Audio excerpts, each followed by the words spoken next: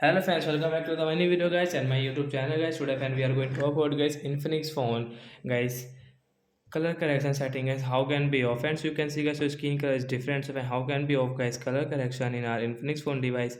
Today friends I will show you, I will tell you guys. So before starting video friends, first of all go and subscribe the channel guys, click the bell icon, like the video. And so you can see guys in your phone guys your icon color is different and guys your skin color has changed. So how can you off the setting in your Infinix phone device friends, I will show you, I will tell you guys. So first of all guys, open your phone setting guys. After on phone setting guys, scroll it, then click on guys your phone special function setting. Tap on special function guys, click on accessibility, then again scroll it, then click on color correction, and friends you can see use color correction, right side icon guys, tap here to off it. Friends, you can see skin color is default color, and friends we don't have guys any different color on our screen. You can see guys color correction is off. So that's it guys, thanks for watching the video. I hope friends you understood how to off color correction. Bye guys.